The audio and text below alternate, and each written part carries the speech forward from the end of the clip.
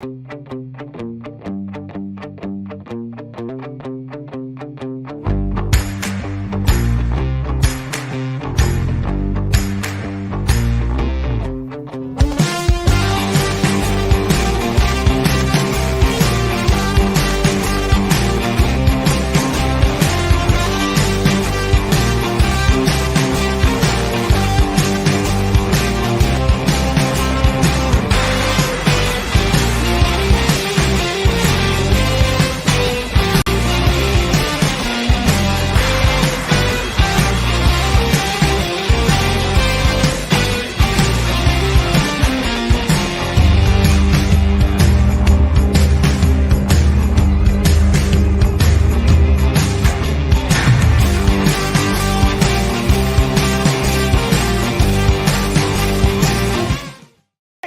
on now, fellas!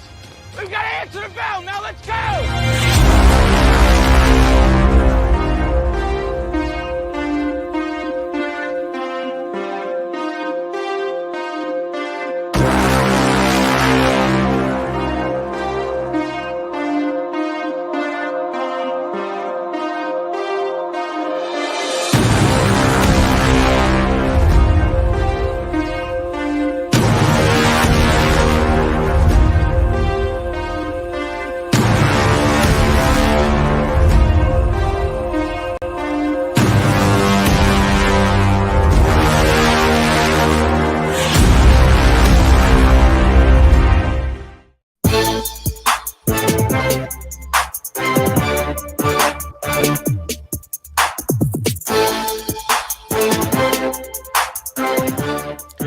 Good Friday afternoon. Welcome in to Main Street Sports Today, presented by Mid-Tennessee Bone and Joint.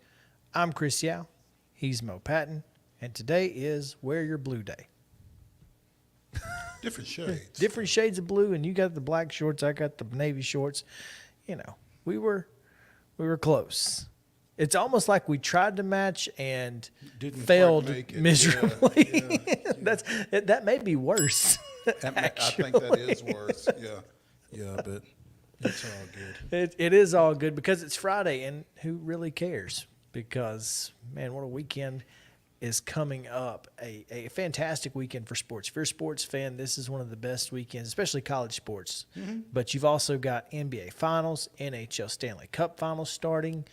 It's going to be a huge weekend for sports in the professional ranks and the collegiate ranks as well. So we've got a lot to talk about today. It's a crazy, crazy day full of sports news, and looking forward to this one. Yeah, it should be a lot of fun. You know, we've got a couple of not just good guests, but great guests and friends of the show. Looking forward to speaking with both of them. And like you said, a lot to talk about. I'm trying to get a Utah-Washington score from the softball game that was not played last night. 2-1 bottom four, and Washington leads currently. Okay. All right. They're only 4 innings in? They started at 1. Yeah, I know. I watched some of it. So, I figured they'd be farther along than that. Especially with a 2-1 score. 3-1 score now. Washington just scored, apparently, because I watched the score change on my screen. There you go. So, but yeah, that's what they're doing right now. It's Right. it kind of I didn't expect postponement, but it does happen. Maybe we should move Last the night? tournament out of Oklahoma City. Well, maybe so. Well, you say that, but there were a lot of people reacting on Twitter, as people do on Twitter, complaining about, you know, the weather and how it was handled and this and that. It's always something, man. As another friend of the show, Jeff Pearlman, posed a question last night, why are we still on there on Twitter? Because it's where we have the biggest following, the most interaction. Yeah. I mean, it's unfortunate that we have to deal with so much bots now, way more than we used to, and it's just so much it's trash. a lot. So much trash. But, you know, when they say if you don't like it, leave, that's not always so easy. It's not always so easy. It's not always practical. Right. So, And for what we do, until yeah, until something better comes along, we're kind of stuck. and more and not just better, but also established. I mean, there are a lot of things out there that are probably better, but nothing more established than. Well, then if they're not established, then they're probably not better. I mean, So it is a catch-22. yeah, That's why. Yeah. That's why we're still there, and we appreciate the folks who watch, because we do have a rather large viewership on Twitter, and we appreciate you guys. yeah. Thank y'all for staying even as we question where we're on it. But also on Facebook, and you can find us on YouTube and Main Street Media TV. The easiest way to get around that is to download the Main Street Media TV app, and just go to your app store, whether it's Google Play or the Apple App Store. Search Main Street Media TV, download the app. You can watch us live on that. You can also watch all of our shows on demand there, and of course, you can go to MainStreetSportsToday.com, and there you can also see all of our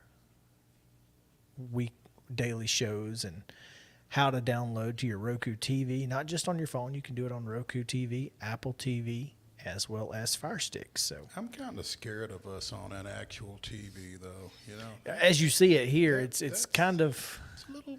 But I'll tell you, it doesn't look bad. Now that we have the new and improved Lee Company studio, it does feel like this is a solid setup. It's workable. And we don't look so bad, because there's a lot of cool stuff to look at other than us. There you go. And that helps. It's all about the stuff. It is about the stuff, as a matter of fact. Now, and I wish that I had, because we're missing a couple of our bobbleheads. We don't have Dr. Dyson up here. We got to get a new Dr. Dyson. I got to take care of that. I was about to say that one's on you. That one's on me. Absolutely. Yeah. But we don't have Coach Hump or Rusty the Steel Dog up here yet. But we have this little Rusty the Steel Dog. we have this little like L-shaped I don't know, shelf of some sort, but I couldn't figure out quite where to put it. So maybe it needs to go right there behind you. What's that? Throw some in that empty spot we talked about. Throw some mini helmets in there. We've got several mini helmets that we could use, and I don't know how we're gonna hang them up. on that shelf. The shelf is fantastic. Oh. Also, we're gonna hang the shelf up. You don't know this, but What else is new? if you take these mini helmets and you stick the ear hole into a thumbtack, it will actually hang on the wall. That's how I almost put them up there. But I was like, God, if they fall, it's just going to be embarrassing. Yeah, especially in the middle of a show. Yeah. But I mean, they stayed up there for about an hour one day. Show's an hour and a half. I know. Well, I mean, they didn't fall. I just took it down. It probably would have stayed longer, but I was like, I don't know if we bump it or something, because it sticks out of the wall like a lot farther than these. So it's kind of like, I don't know, but it did look cool because it was just kind of floating there. There was nothing holding it up, and it was really neat. Heck of an illusion, huh? Oh man, we are so off the rails here on this Already. Friday. But it is Friday, so yeah. It's Friday. What do you expect from us, okay? Listen, just go with it. Just go with it. We have Jeff Him coming up here in just a moment. We've got Joe Williams to talk a little Nashville Fairgrounds later. We'll look ahead to the weekend, Braves chatter, much, much more. But before we do anything else, Mel, we need to get to today's rundown. This is the Rundown. The Friday Rundown is brought to you by Chip Walters of Exit Realty Bob Lamb and Associates. The voice of the Blue Raiders also wants to be your trusted advisor in real estate. Contact Chip at 615-542-1915 or through his website at choosechip.net. Chip Walters, proud to support youth sports across Middle Tennessee. Major League Baseball action yesterday was the Blue Jays 3, Brewers 1, Red Sox 8-2 winners over the Reds, and the Astros down the Angels 5-2. And minor league played, the Sounds outslugged the Charlotte Knights 10-7. Women's College World Series action, we told you yesterday, Tennessee defeated Alabama 10-5. Oklahoma with a 2-0 win over Stanford. Florida State shuts out Oklahoma State 8-0. and it's still 3-1 Washington over Utah right now in that fourth first-round game. NBA Finals action last night in Game 1. Denver takes a 1-0 lead in the series with a 104-93 and a much more dominant performance than the scoreboard might indicate in that one. And in WNBA action, it was the Sun of Connecticut 89 and the Minnesota Lynx 84. Major League Baseball series scheduled for this weekend. The Braves are at Arizona for 3 against the Diamondbacks. Milwaukee is at Cincinnati. St. Louis goes to Pittsburgh. The Los Angeles Angels of Anaheim are in Houston.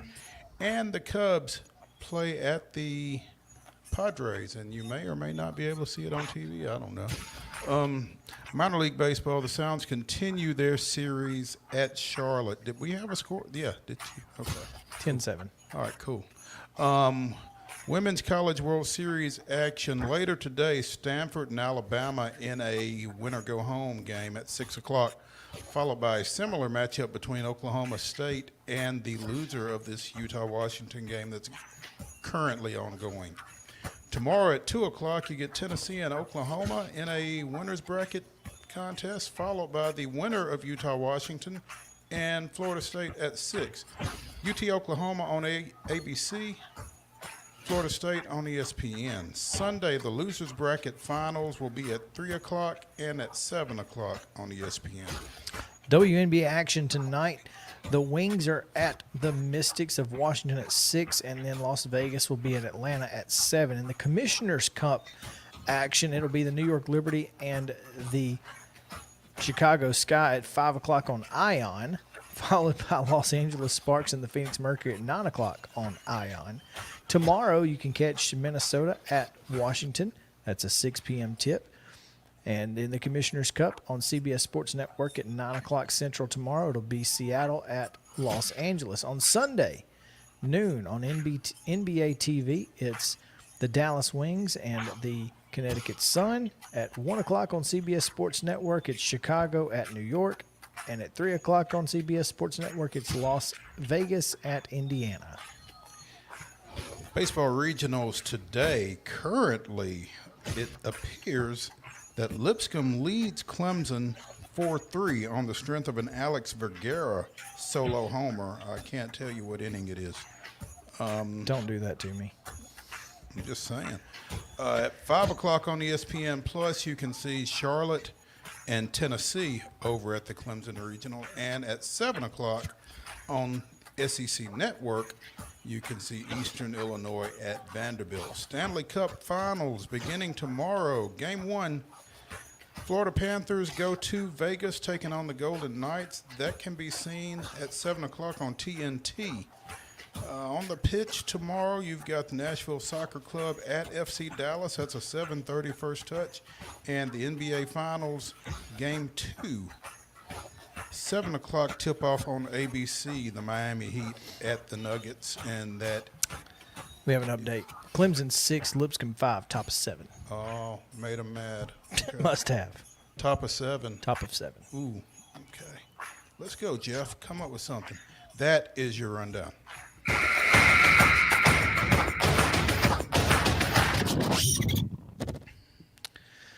All right, we go now to our top story of the day, Mo, as yesterday, just after we got off the air, of course, never fails, the SEC finalized the 2024 schedule format of 8 games. And I don't like it. It's just 1 year. And, okay, here's my question. And if you don't like it, let me tell you what Greg Sankey had to say. If you're that impatient, we're glad you're not running a conference. He did not hold back, did Greg Sankey. That's what he told The Athletic in their story about this. And I was taken aback a little bit by the... I just don't understand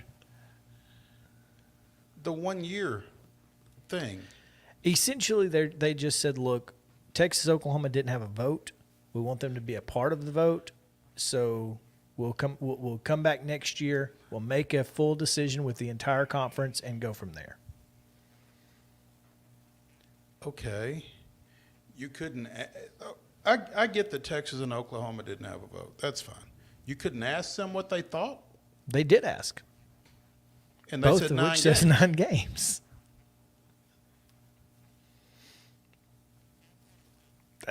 Look, I'm just saying. It sounds to me as though Greg is being a little obstinate on this particular situation. What I think is that in a transition period, they're not sure how they want to approach the 9 games. I'm not sure if I think they kind of want to go 2-7. 2. Yeah. And I think that's the hang up is the 2-7 versus 3-6. And they need a little more time to hammer those details out. They've not had since 2021 to do it, but that's neither here nor there. And I also think the extra Power 5 game is a potential hang up. Playing 10 Power 5 games. 9 conference and 1 Out of conference, yeah.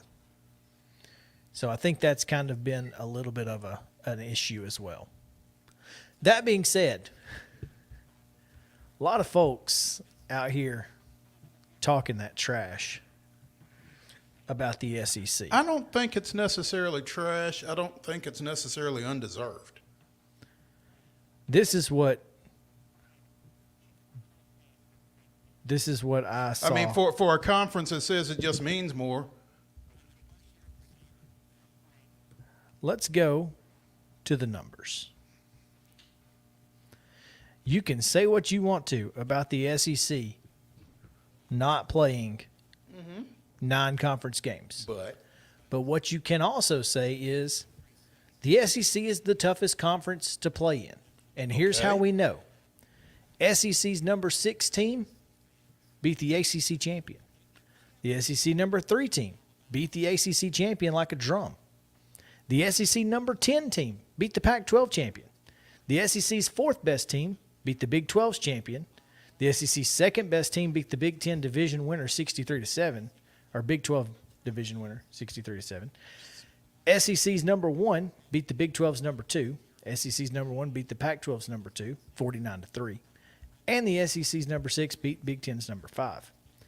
The SEC last year was 18-9 versus all Power 5 conference, and 4 of those losses came against Missouri or Florida. I'm going to stop you just a second. How much did the SEC playing UT Martin or Jacksonville State or whoever else, a non-Power 5, impact them in being able to put up those postseason victories the way they did? And that's not something that you can quantify, and I know that when I say it. But my point is some of those other teams are putting themselves on the line against top-level competition on a more regular basis than the SEC, and that's inarguable. And everything that you just said. I would say it's arguable, and here's why. What's the level of the Big 12 as a whole? As a whole, what is the competition level that you get from the Big 12? Top to bottom. Or the Big 10, even. I mean, we saw what Michigan and Ohio State did to everybody else, and then we saw what happened to them. Pac-12, ACC, you kidding me? ACC plays 8 games, so they're out of this conversation. But the Pac-12, that's the point that I think Greg Sankey's making. We could play 9 games, but we already play the toughest schedules. Our strength of schedule. So our 8-game schedule is tougher than your 9-game schedule. As tough, if not tougher. That's the argument that he's making.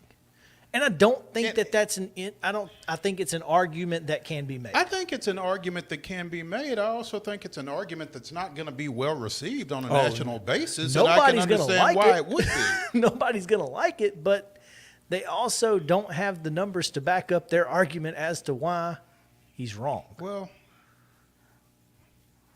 what was it Mark Twain said about lies, and damn statistics or something like that? Yeah, but it's on the field. I just gave you on the field. in a one-time situation. I mean, I think it's a little bit Head-to-head matters. Yeah. To us, Yeah. if we're making our argument that head-to-head matters, we got to take this into consideration. Tell that baseball coach at Kansas State that. Yeah.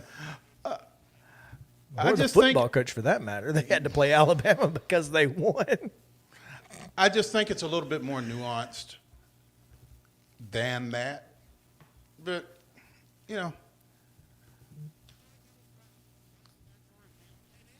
it's certainly an interesting topic. It's an interesting conversation. I get whoever it is that came up with that soliloquy that you just gave us. At CFB Nerds. Okay.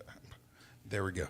That was quite nerdish, actually. But, you know, there's a lot of information there. I get it. I just feel like it looks really lame. It almost looks like the SEC is running from something or someone. And again, They're running from themselves.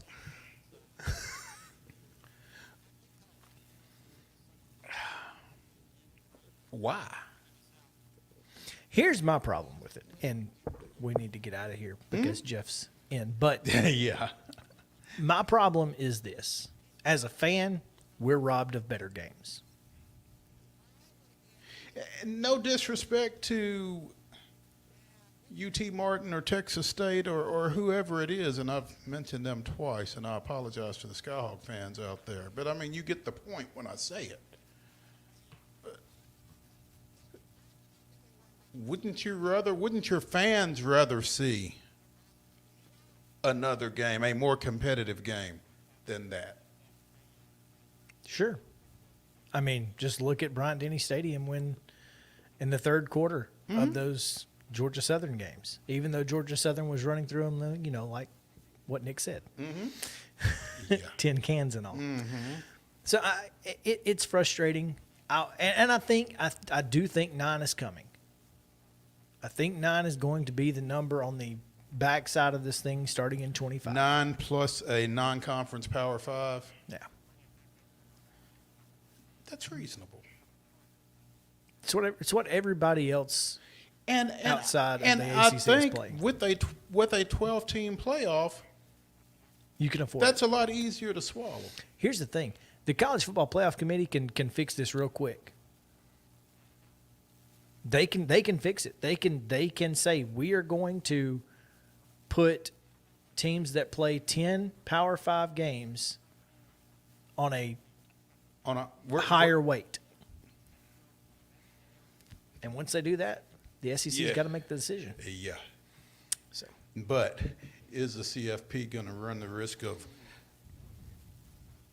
upsetting the SEC by and not backing just them the into a SEC, the corner like ACC that? too, who also plays 8 games. Well, And you've got 2 teams in that right now who are, you know, potential players in it. So in a 12 team. And Florida State's probably in it last year at 12. So all right. Change is coming. We'll continue talking about this for the rest of the summer. Yeah. Just so you know. Yeah, we can give it up for this segment. We'll give it up now. We'll go to Jeff Him, who's standing by, and we'll do that right after this on Main Street Sports Today, presented by Mid-Tennessee Bone and Joint. Y'all stick around.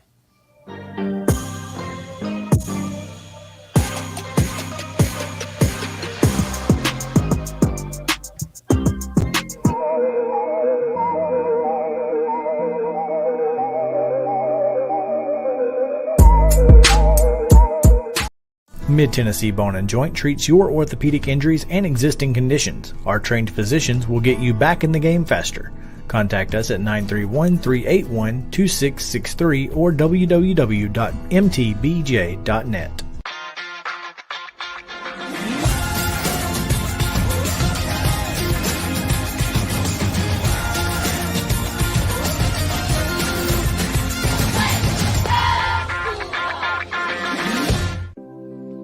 Custom Stone Handler supplies over 600 distributors and suppliers with quality stone products. Along with River Stone, we produce and distribute over 100 building, landscape, and other bulk products.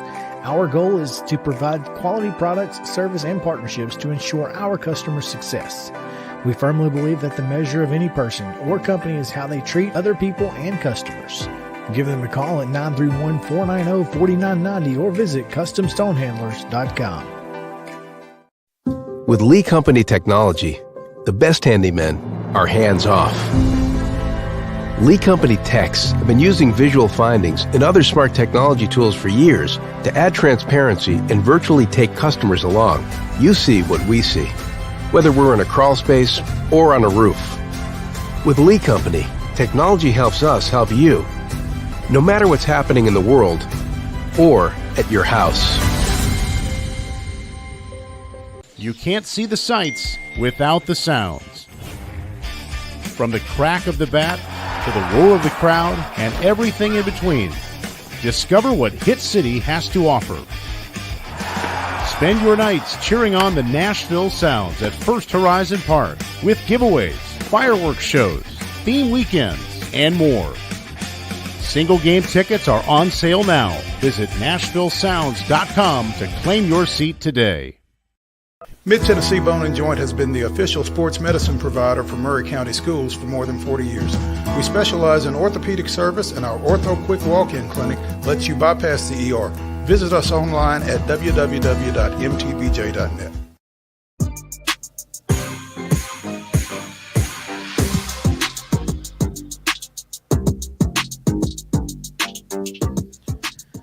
Welcome back in Main Street Sports Today, presented by Mid-Tennessee Bone and Joint. We are in the Lee Company studio. Make sure to scan that QR code in the bottom right-hand corner of your screen to see how Lee Company can help you with your HVAC or plumbing needs. Also, garage doors. That's a big thing here in Columbia, thanks to our friend Ashley over at Columbia Academy. Her husband is Braden Gillis, is the garage door guy. He's the garage door guy. Okay. So everybody's got a guy. Yeah, and he should be yours. So if you're looking for garage door repair, give Braden a call at Lee Company here in Columbia. We'll go now to Charlotte, where Jeff Him joins us from the press box of another narrow press box here for Jeff. Hey, before we dive into Nashville Sounds with Jeff was with us for the tail end of that last segment. You a big college football fan, Jeff? I am. I got to say, I was always going to make a joke about, like, you're welcome for talking baseball for a few minutes to take a break from football scheduling talk, but maybe you don't want that break. I don't know. To me, Please, we'll whether it. it's this is my personal opinion. I mean, even if this were a baseball scheduling conversation or NFL or college, like I get why it matters. I'm not saying it doesn't matter.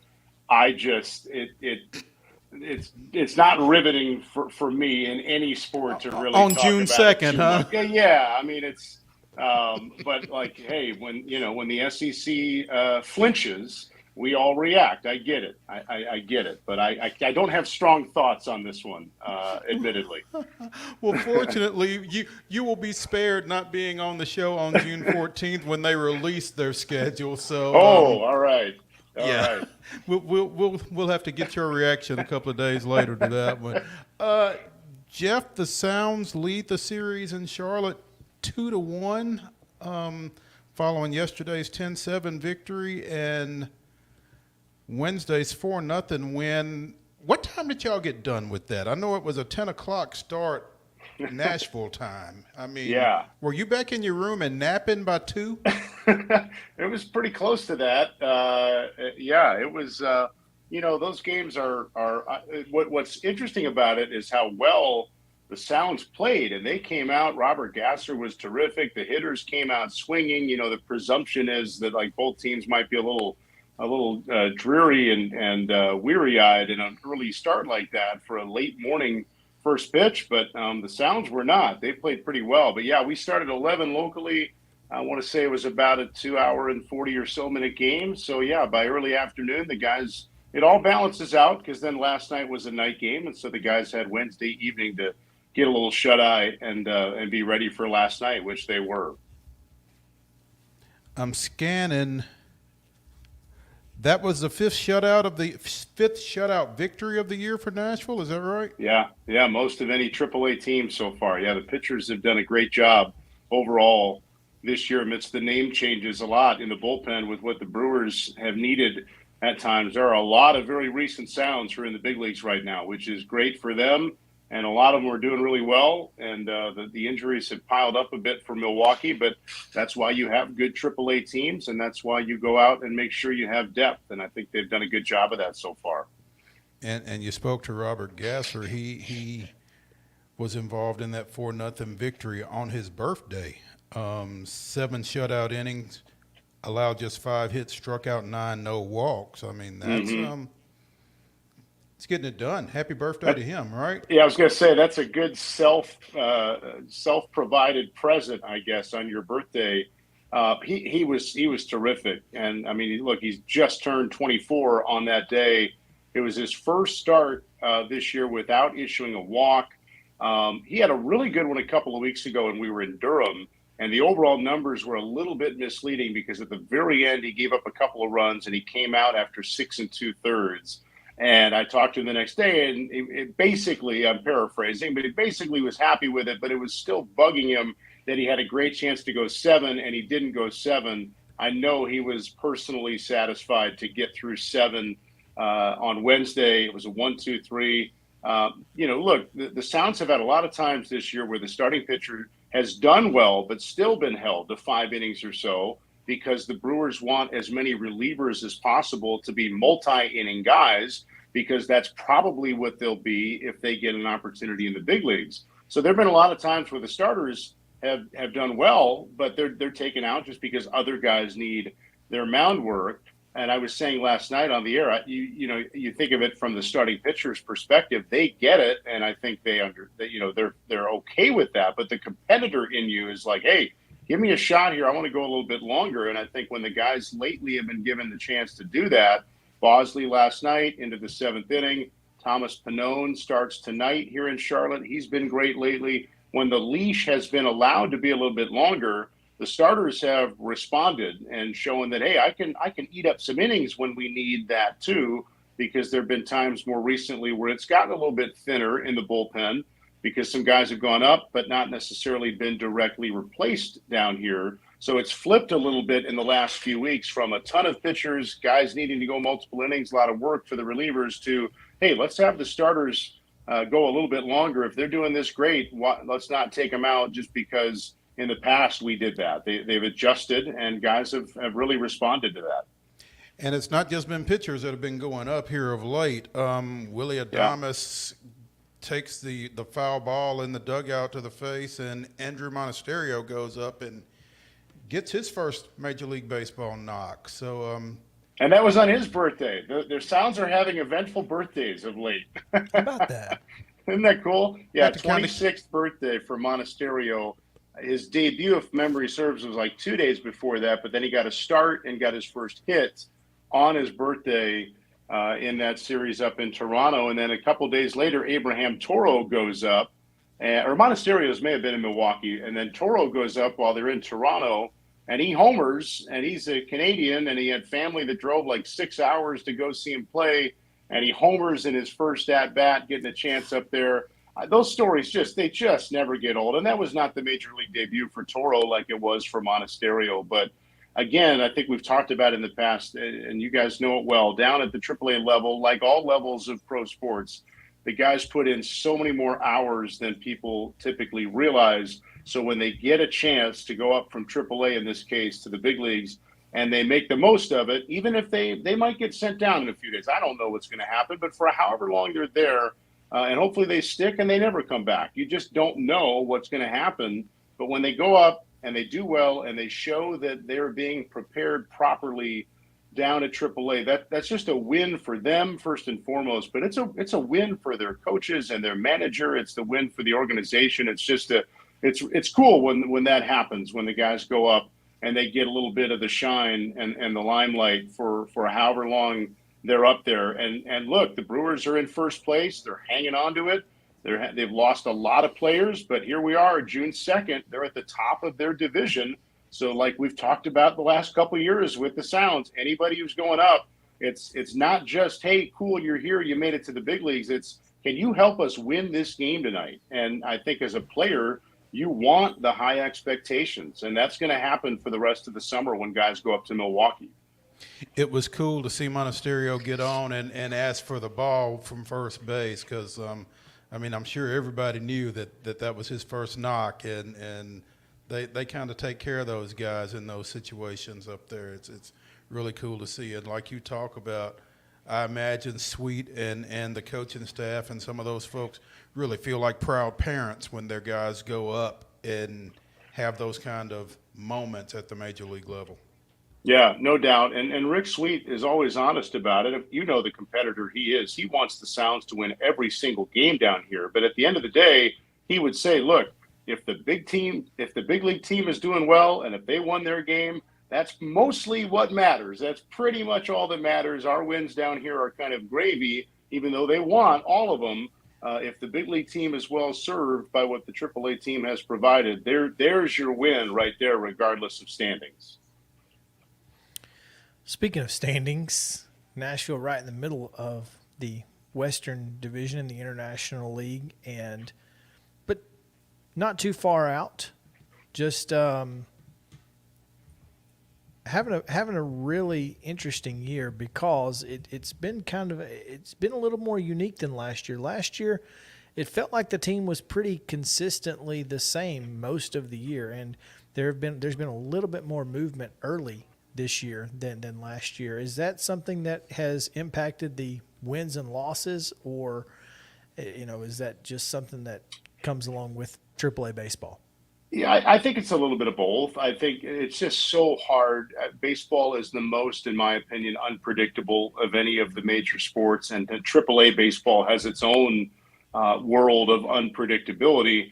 But I agree with you, Chris. I think the way the injuries look, every team's going to have injuries. No major league team is yet to put a guy on the IL this year. That's just you know they're going to happen. But it's who, it's when, it's for how long, the timing of them, and they've piled up for the Brewers, but they've also piled up from some Sounds. I mean, this is a different lineup than even we saw early in the year, even than we saw a couple of weeks ago. I mean, Keston Hiura is on the injured list.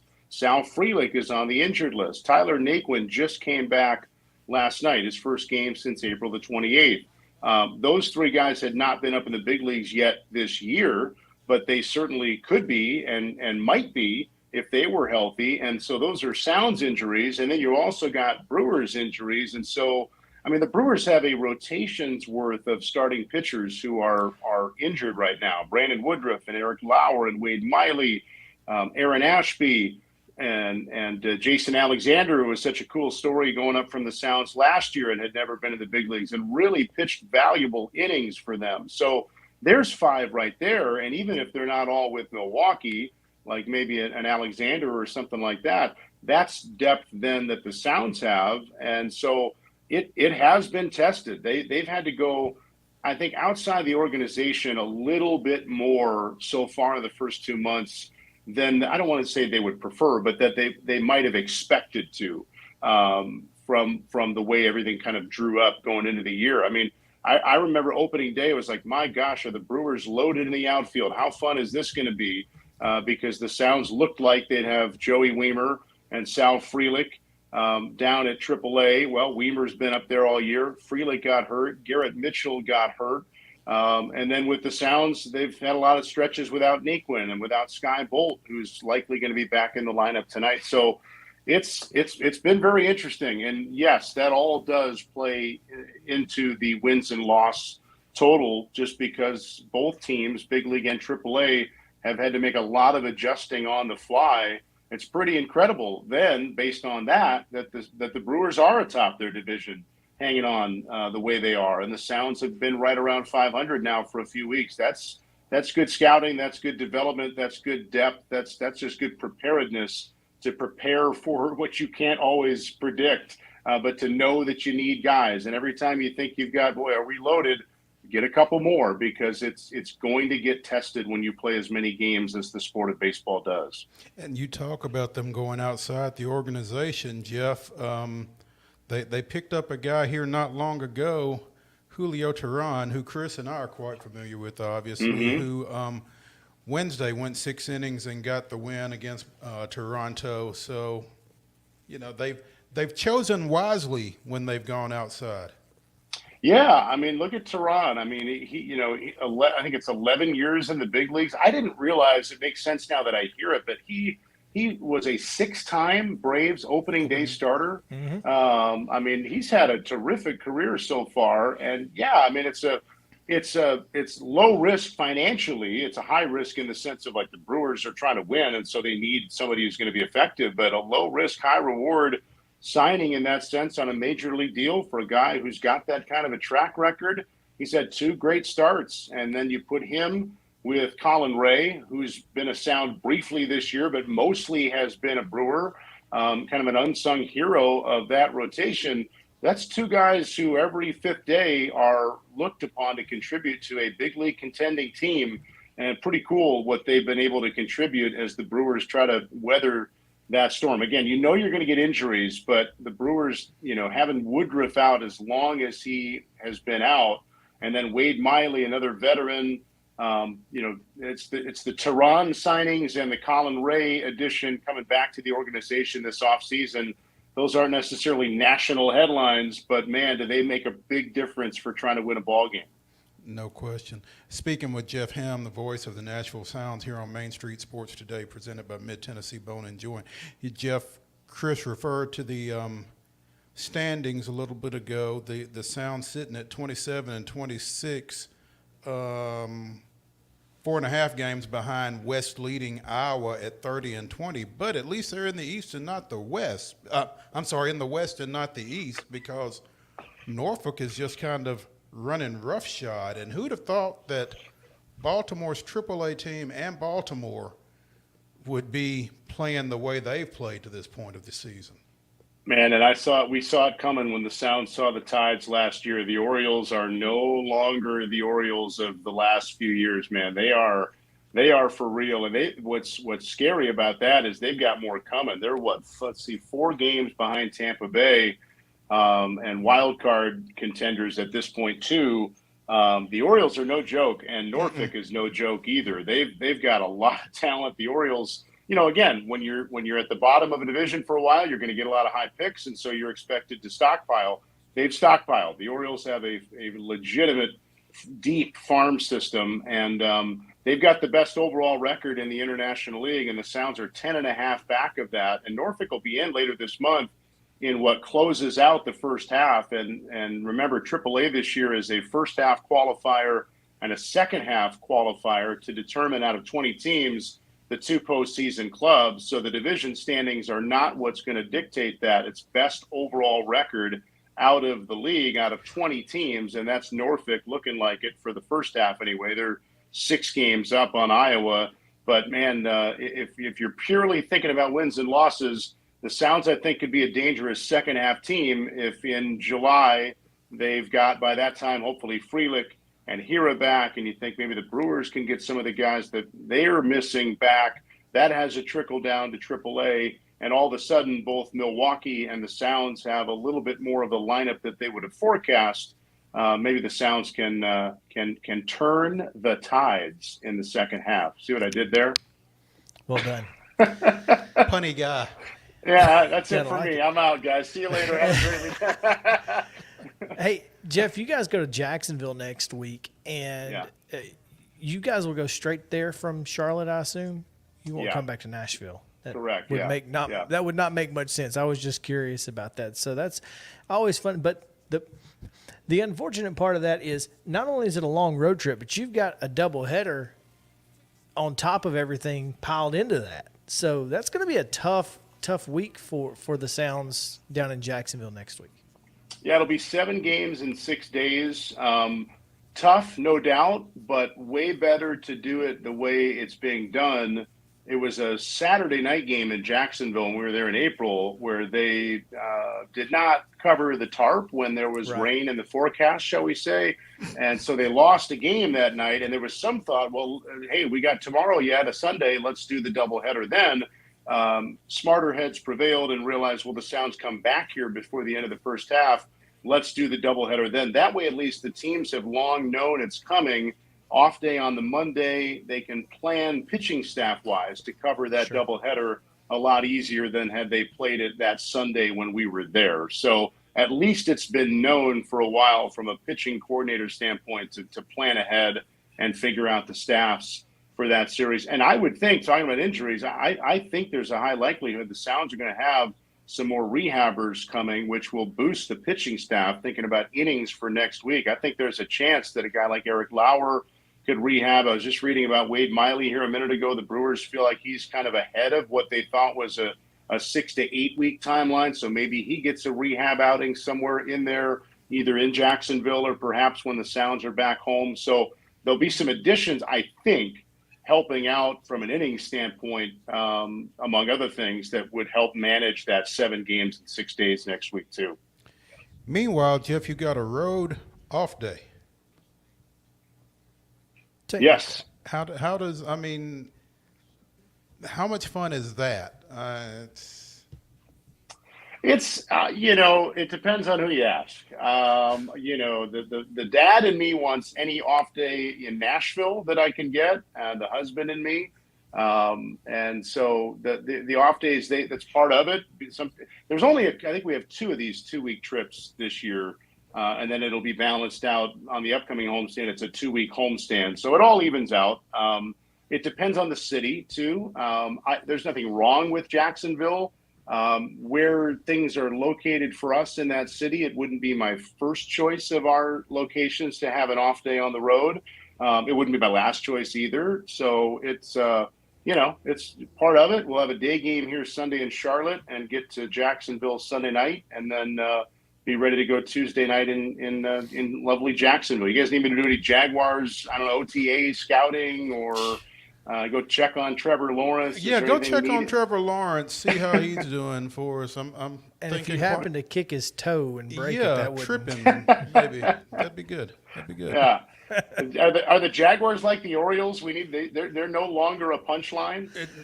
I don't believe they are. I mean, certainly in this division, they're not. Yeah, that's the thing. It's all relative. It's all relative.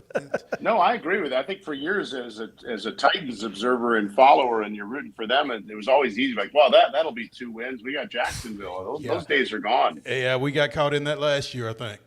Yeah, it happens. They'll get you. Jeff, as always, we certainly appreciate you taking some time with us. Good luck this weekend, and enjoy your trip to Jacksonville. Should be a lot of fun. See you guys. Thanks as always. Thanks, Jeff.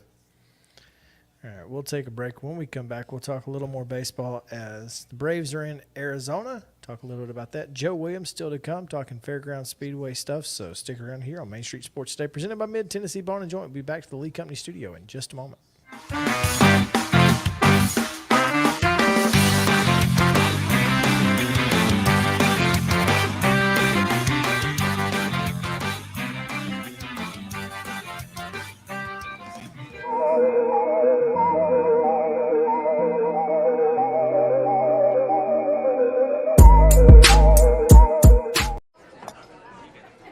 You've been putting back a few, and a few becomes a few too many. For a moment, you think about calling for a ride. Nah, you live nearby. What's the worst that can happen?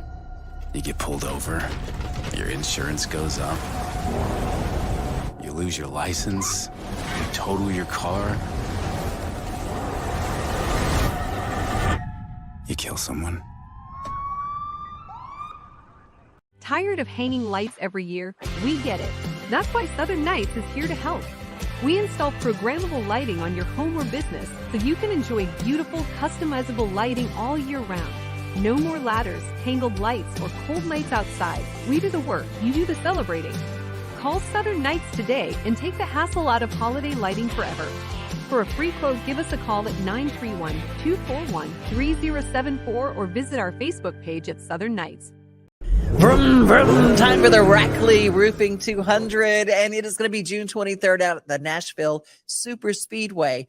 And we partnered up, all of us here at Main Street Media TV, and we have joined with Rackley Roofing to send you. Yep, what you got to do to win? All you got to do is go to your favorite Main Street Media website, look for the Enter to Win banner, click there, and you're in. like Flynn. Isn't that cool?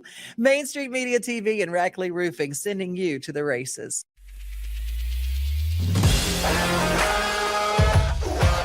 Hockey in Music City just hits different. It's one big honky-tonk party. It's the sea of gold in the crowd, the goals, the saves, the celebrations.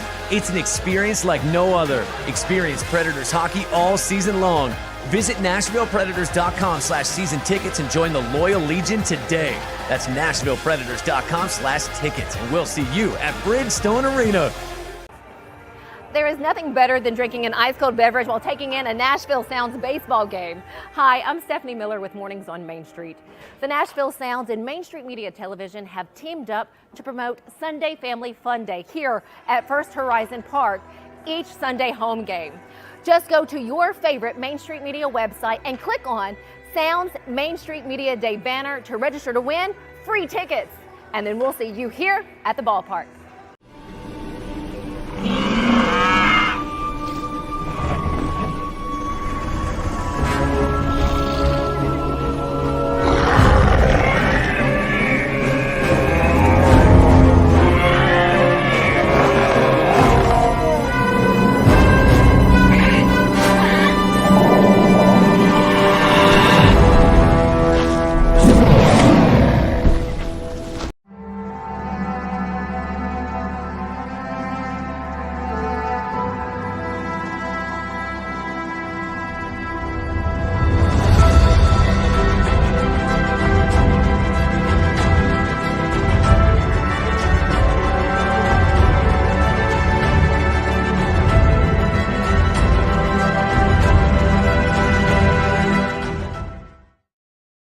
June 2nd, 1935, hitting just 181 for the Boston Braves, Babe Ruth announces his retirement from baseball.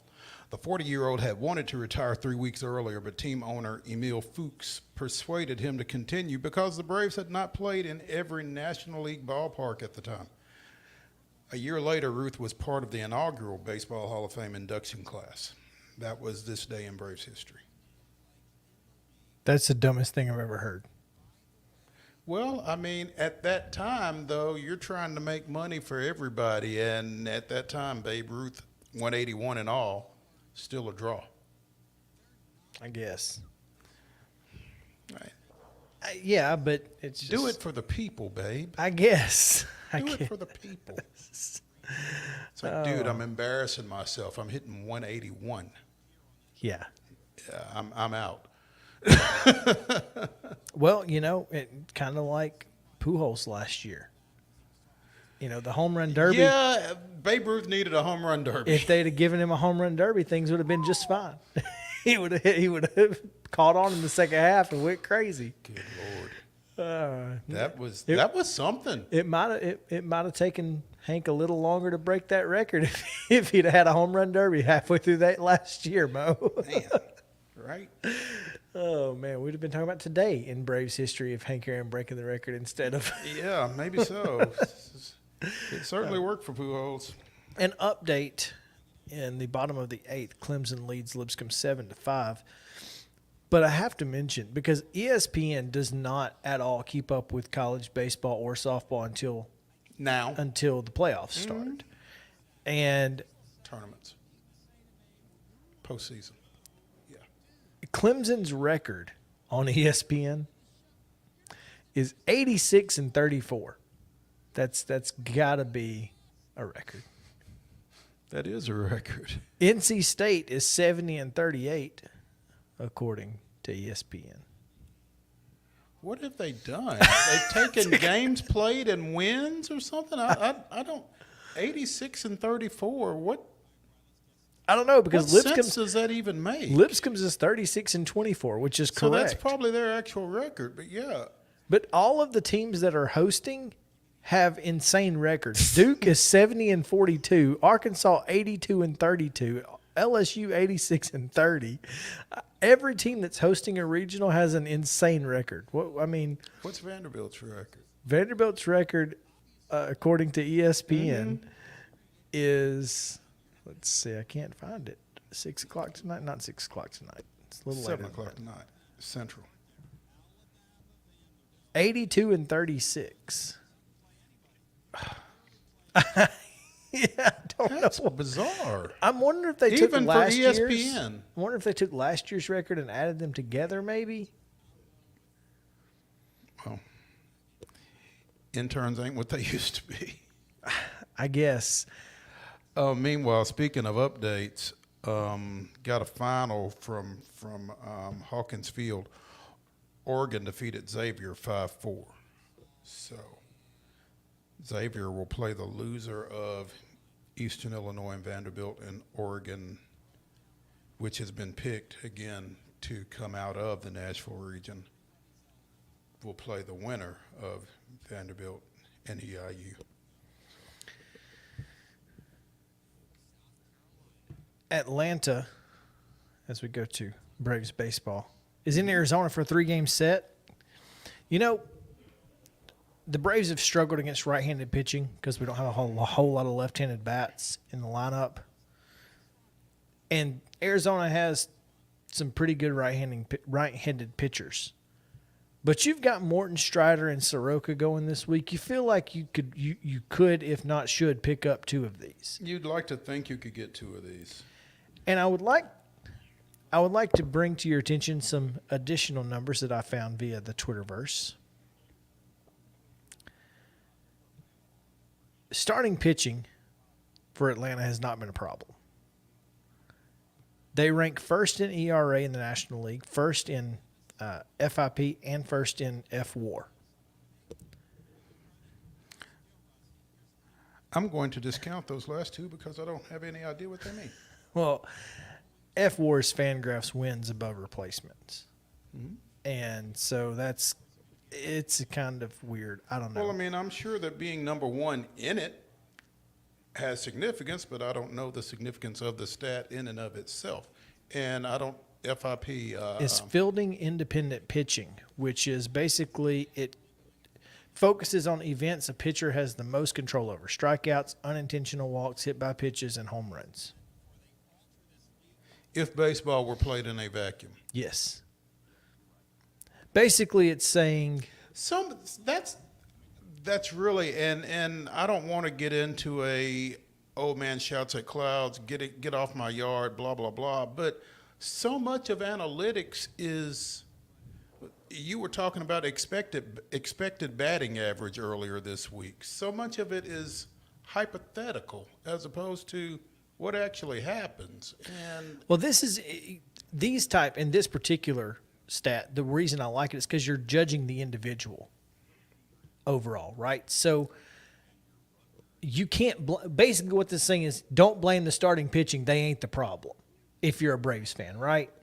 Because clearly they're doing their job, their best in all the things they can control. They've controlled them better than anybody else in the National League. Yeah, and I guess, that's relative. It's great for fans, I think. And I think it's good for front offices. You obviously, okay, well, if we need to get better, where do we need to get better? Clearly not starting pitching. All right. Here's what got me. The Braves bullpen is currently 5th in ERA, 2nd in FIP, and 3rd in Fangraphs WAR wins above replacement. And yet. So I don't know what the crap is the problem now. I mean, obviously, it's almost like when the Braves lose, everything is bad. They don't score runs, and they give up runs late innings or whatever. Mm-hmm. But when they win, they just destroy teams because everything's good. And so it's wild to see. But that blew me away.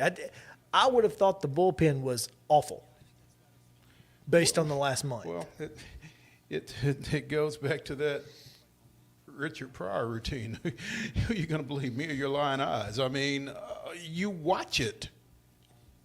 And obviously the negatives are going to stick longer than the positives, I think, because Braves fans expect to win. So we just, okay, well, that happened because it's supposed to happen. When they lose, you go, and I was like this when I was a teenager. Gosh, ask my dad about riding home with me after the Steel Dogs lost a game, because I analyzed every single bad thing that went down. All of them. You know, and sometimes it just has to be that the other team was better. Yeah. And that's especially in baseball. Braves fans are having a tough time with that. Well, better on that day because the fact is the Braves are the best team in the National League. Top to bottom, most talented, and they are the best team in the National League right now. That may change. And that's with a complete That's with 2/5 of your starting rotation. I mean, when we were listening to Jeff talk about the Brewers, I'm like, you're preaching to the choir, bro. 2/5 of the Braves starting rotation is on the DL. One of them's on on the IL. We've got a 20-year-old who just got called up because we don't have any pitchers, who was in high A ball literally 6 weeks ago. Who was in high school 2 years ago. Yeah, I mean, this is, Ryan Weathers, you know.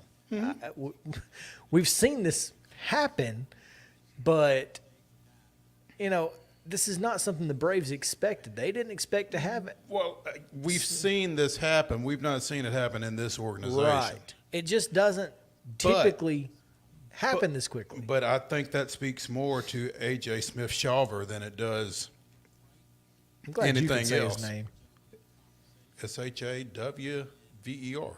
Yeah, but Smith-Shawver's real hard for me to get out. Yeah, you got to be careful get that with wide tongue and stuff.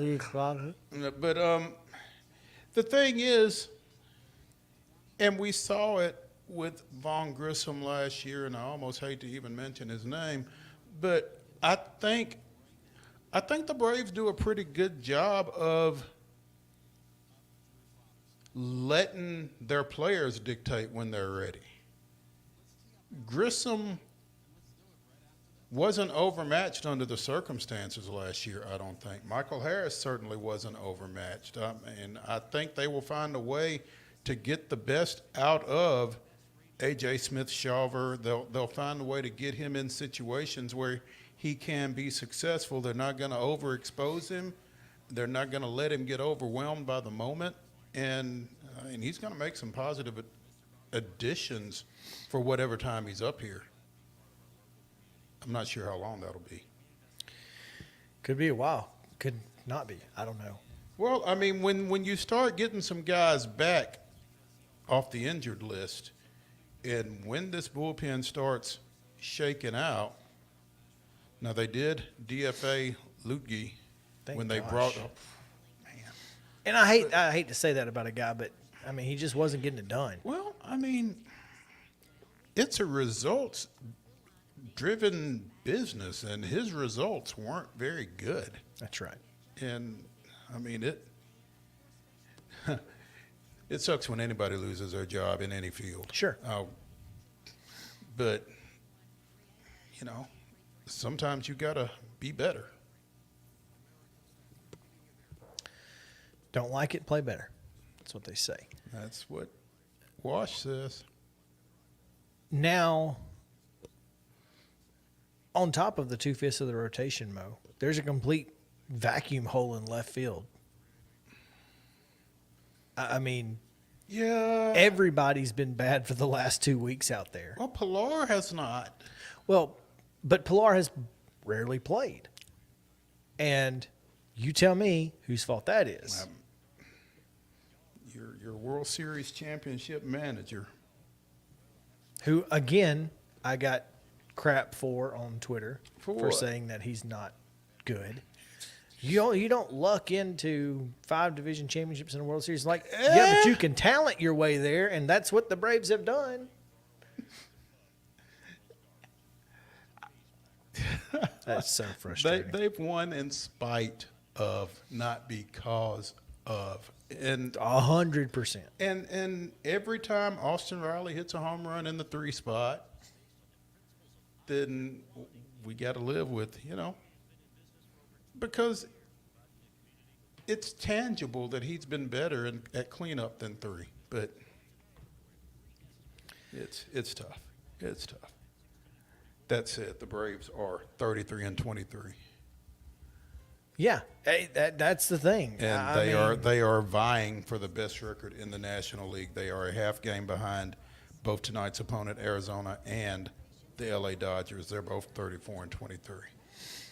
But they're 4 games up on whoever's in second in the NL East. Well, and that's the thing, and that's one of the things I mentioned in the tweet here is that, and you mentioned it, I believe, on Twitter, maybe, about playing 500 ball and gaining ground. Yep.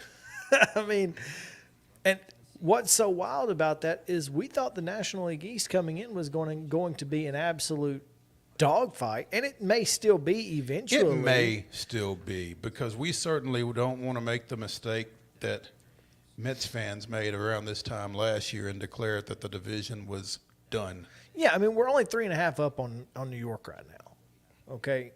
But Philadelphia has a losing record, and that's a little shocking considering where they were last year in the World Series. And they're going to tell you that they don't have Rhys Hoskins. The Mets are going to tell you who they don't have, as if the Braves aren't the walking wounded right now. But the Braves are the only team in the division with a positive run differential. And they're plus 58, by the way. I told you, when they win, they dominate. When they lose, it's something weird, and the offense just doesn't produce. It's so odd. But the Mets are minus 6. The Washington Nationals, who are 24 and 32, have the third lowest differential at minus 28. The Marlins are minus 54, and the Phillies at minus 45. The Milwaukee Brewers, by the way, who lead the NL Central, are minus 26 in run differential. What? Well, what are they? They're like 29 and 26, though, right? 29 and 27. Everybody in that division is literally mid. The Cubs are 4.5 games out at 24 and 31. And they have a plus 5 differential, by the way, a plus 5. It's the most insane, because obviously baseball works itself out, and that's why it's 162 games. And I get all of that. It's just funny to look at it, 2 months in, and you go, this doesn't make sense. Well, it doesn't make sense, like you said, 50-something games, 60-something games in. I think it'll start to make a little bit more sense here over the next 6 weeks or so, I think. Do you remember how Atlanta did against Texas? They, took 2 of 3, I think? They did. That's what I was thinking. And won 12-0 in one of them. Oh, yeah. I think that was the series finale. No, that was the opener. Was it? Yeah. Oh, that's right. Morton that pitching. was right after – was that after Boston? I think it was after Boston, and that might have been how that even – no, it was Toronto. It was after the international vacation. Yes. That's right. They needed that vacation and came back. But anyway, the Rangers are dominant right now. The Rangers 35 and 20 on the year and a 131 differential. That's insanity. And so it just goes to show that Atlanta takes 2 of 3 from Texas, loses 2 of 3 to the freaking Athletics. It took 2 of 3 from Baltimore. We were just talking about them a little bit ago. So if you're a Braves fan, and I am notorious for being the guy who's on the edge of the cliff ready to jump at any moment. But this team is hurt, injured, not just hurt, they're injured. They're not on the field. There's a difference between hurt and injured, and they're injured. And then on top of everything else, you look at them and you say, guys, we can calm down. We're going to be fine long term. This pitching staff is going to get better. They're going to get off the injured list. Left field is going to work itself out, no matter who it may be. Michael Harris is going to be fine. Michael Harris II is going to be fine. You've got 2 MVP candidates. One is the easily front runner right now for the National League MVP. Calm down. Take a breath. Remain calm, all is well. And go. It's going to be okay. So, Mo, we are still awaiting Joe Williams. Maybe we can reach out to him because we're going to take a quick break here. When we come back, we will hopefully talk to Joe. If not, we'll look ahead to the weekend and what else is to come. So stick around. Main Street Sports Today, presented by Mid-Tennessee Bone and Joint. We'll be back to the Lee Company studio in just a moment.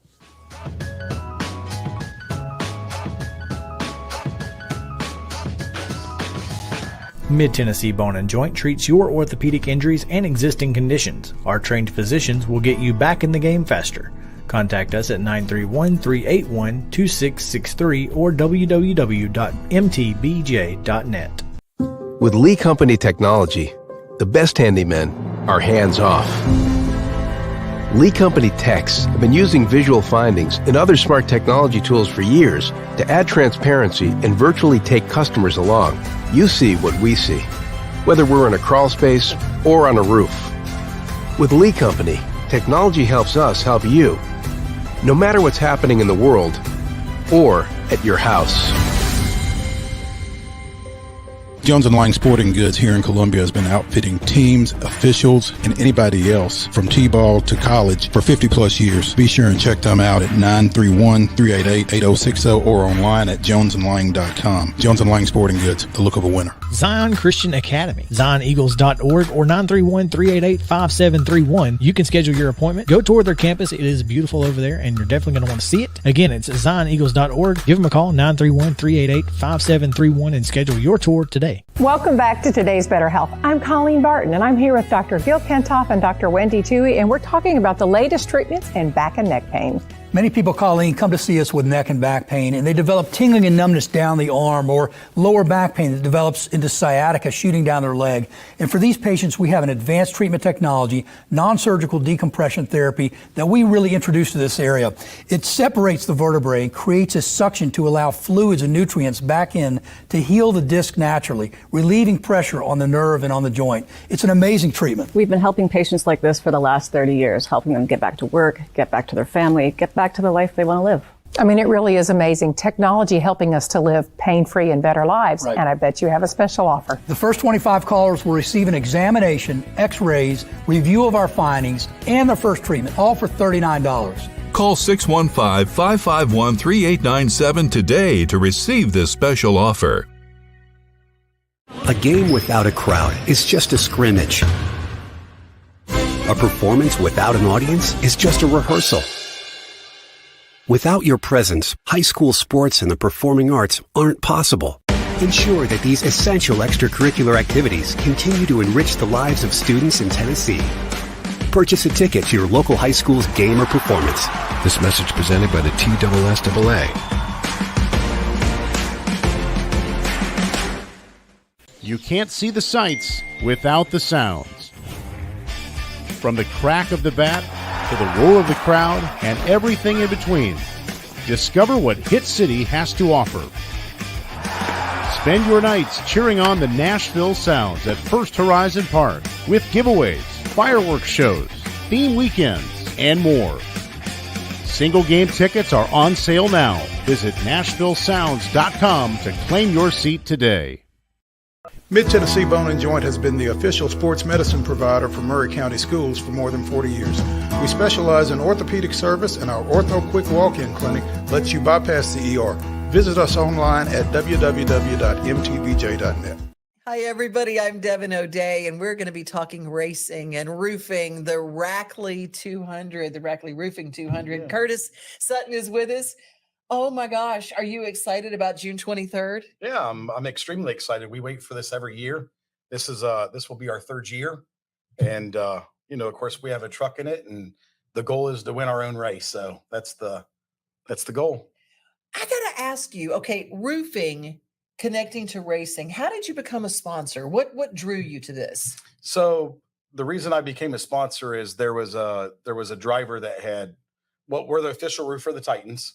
Mm-hmm. And we have a zip line, and there's a guy there that runs the zip line, Dean, which is now our tire guy in the truck series. Yeah. And he had introduced me to a driver that came and said, "Hey, would you like to sponsor a race?" And I'm like, "No, I'm not interested." And like 2 weeks before the race, he came back and said, "Are you sure? I'm going to be going anyways. It would be nice to have your name on the truck."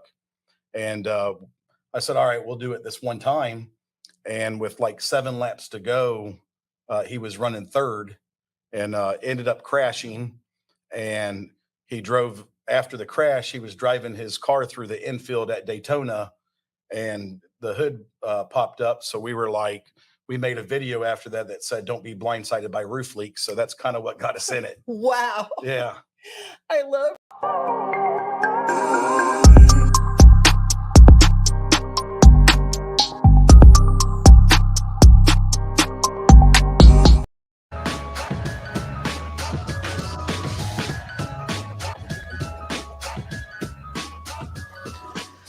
Don't be blindsided by roof leaks. That's a fantastic use of that. So, well, sometimes you just can't write it, you know? Yeah, no, you can't script that. Yep. That just happens. So, welcome back. It's Main Street Sports Today, presented by Mid Tennessee Bone and Joint. Chris Yow and Mo Patton here with you on this Friday, and we have with us now to talk a little bit about the situation brewing with the Nashville Fairgrounds is Joe Williams, and been following this closely has Joe, so he's the resident expert, and we welcome him in. Joe, how's it going?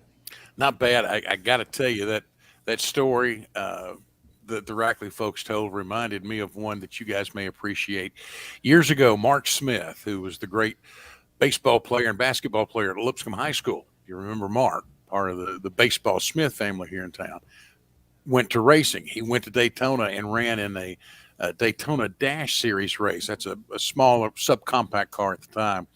And as he crosses the start-finish line with about 10 to go, the car explodes, fire everywhere. And he drives this thing down into the infield in the grass where it's been raining for 2 days, splashes all this water up in the car and puts the fire out. MRN went nuts. Greatest move they've ever seen. I'm sitting there going, oh my gosh, this is unbelievable. How smart is this guy? So that evening, happened to run into him in Daytona, and I said, Mark, that is the greatest move I've ever seen. And he just shook his head and looked at me. I said, what's the matter? He said, you think that was a great move? When I saw the flames, I threw the gloves over my face and just kind of hung on and let it go where it wanted to. Gotta love good athletes, though. Better be lucky than good, right? Sometimes. Amen. Sometimes. Wow. He got the Move of the Race award for that, too. Hey, so just throw your hands up and let it go. Throw your hands in the air. Hey, he said, Jesus, take the wheel, and Jesus took it. Right into the infield. he covered that face. He didn't want that pretty face to get burned. That was before full face helmet. Oh, man. Joe, is the fairgrounds going to get lucky? I think so. The partnership that was presented to the Metro Council, I think, is as good a deal as Nashville is ever going to get. What everybody's got to remember, if the Metro Council for some reason decides to say, no, we don't want this, then all of a sudden Metro's on the hook for probably $40 to $70 million of improvements that they don't have money for. Per the charter. Yeah, they're required to keep racing at the facility. And, I've been around there a long time. You guys know that. I mean, 40-something years. And well, that's why we brought you in. I know. And the guys who are operate Track Enterprises is operating it now. And I went up for a race earlier this year, and just down in the infield and in the pits, they have done everything they could possibly do. I mean, they have. Those guys have done everything they could possibly do to provide adequate facilities. And there's nothing more they can do without them having to spend $3 million just to get things to where, you'd rather go in there rather than the porta potty over here. And look, renovations cost money.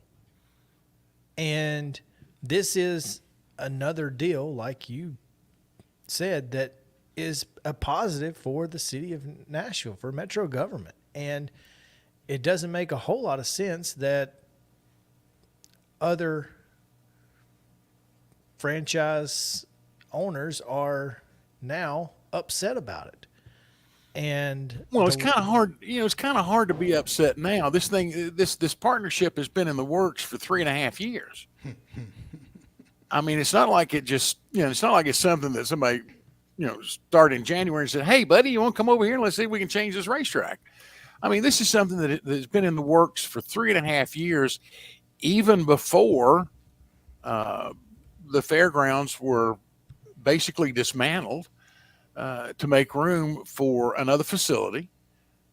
The plans have always been in place to do something, and you can't be against it. It's too late to be against it now, and I don't understand why anybody would try to throw more roadblocks unless maybe there are other motives I don't know about. Well, I mean, I'm sure that they'd rather it be a parking lot. Well, I'm sure that's what they'd like to do, but that can't happen under the charter. And you're talking about, let's just talk about the elephant in the room. You're talking about the letter that Mr. Ingram, who owns the Nashville Soccer Club, sent and said, "Boy, I've got some real concerns." And he mentioned, well, we had to guarantee, that we would cover everything. Well, what he doesn't mention is that part of the soccer deal was 10 acres of free land that they're building multi-use hotels, apartments, homes, commercial endeavors that should generate somewhere around $1 billion in revenue over the next 50 years. So, it ain't going to be no problem. The Bristol folks haven't asked for anything free. Well, and according to a previous letter with some excerpts from Jamie Holland, the Nashville attorney, this is an excerpt from a previous letter written by the same owner. "You have indicated that expanding the racetrack is important to the administration. Even though there is no deal in place to expand the track, the team, Nashville Soccer Club, told you that we would be willing to modify its boundaries for the 10-acre site to accommodate future racing expansion possibilities." So what's changed? Oh no, none of that has changed. They moved some things around to accommodate it because they got the 10 free acres out of the deal. But now that all this is coming together, there's some concerns, and I kind of get it. I mean, two 30,000 seat arenas next door to each other, if they weren't so diametrically different as far as the fan bases they will pull, soccer has many more dates than the racetrack will have. I think his biggest concern, apparently, there was some in the Nashville Post article, there was some discussion about concerts and this kind of thing. I don't think that's an apples to apples kind of comparison. And again, this comes back to one tourism expert has already said that a single weekend at Nashville, because here's the thing, that this partnership comes with a guaranteed cup race every other year. That alone will generate $200 million of tourism revenue for Nashville. $200 million. I mean, that seems good. I think that's good. Well, and here's listen, I understand they're going to overlap some, but it's not like these things, and especially with NASCAR, these things are scheduled out well in advance. Oh yeah. I mean, they Speedway knows what they're doing. They're not trying to create a log jam, out on Wedgwood. It's already a log jam in and of itself. I mean, it is what it is. How can they fix this? Can they fix this for both? Oh yeah. I mean, it's really very simple. I mean, everything's in place. There is nothing in this partnership between the city and Bristol that really has any real effect on the soccer club. I mean, it's kind of like the Preds screaming that the Titans shouldn't have a covered stadium because it might take a concert away. Yeah, that doesn't make a whole lot of sense. That's a great. I think that's a fantastic analogy here, because one of the parts of that letter was that two 30,000 seat arenas are so close in proximity. Well, I mean that's not unprecedented. It's almost typical. Happening right now in Kansas. Kansas Speedway and the soccer stadium sit about 100 yards apart. And it's not just there. I mean, think about, almost every major metro area has two pro stadiums within close proximity with each other. I mean, this is not unusual. So it just doesn't make a whole lot of sense to me. And that's why I wanted to ask you, because it just, this to me feels like an 11th hour Hail Mary from the soccer folks to try and bulldoze the Nashville Fairgrounds for a parking lot. Well, but I come back to, let's look at the positives, guys, that come with this partnership. The renovation of the fairgrounds, the positives to the neighborhood. You get a sound wall. One of the big concerns in neighbors, and I get it, I understand it, is sound wall. But if you go out and talk to the neighbors, you're going to find about 80% go, what noise? We don't think about it. I mean, the neighborhood's bounded by Radnor Radnor on one hand, the interstate, the railroad tracks. I mean, noise is plenty of noise. There's plenty of noise. But you get that handled, you get that taken care of. The revenue that it will bring in, and look, guys, I'm telling you, here's what's going to happen. Okay, you've got the Ally 400 coming up at the Super Speedway next month, because you guys are giving away tickets for that one with the Rackley 200. Mm-hmm. You get the Music City Grand Prix downtown, which has been a huge success. You add a cup race at the fairgrounds, one of the most historic, best known short tracks in all of America. And all of a sudden, the auto racing mecca of the world shifts, and it comes to Middle Tennessee. Now, what else does it do for this area? Can you imagine how many teams might start thinking about, Nashville is about 7, 8, 10 hours closer to all these races on the West Coast and the Midwest that we have to go to.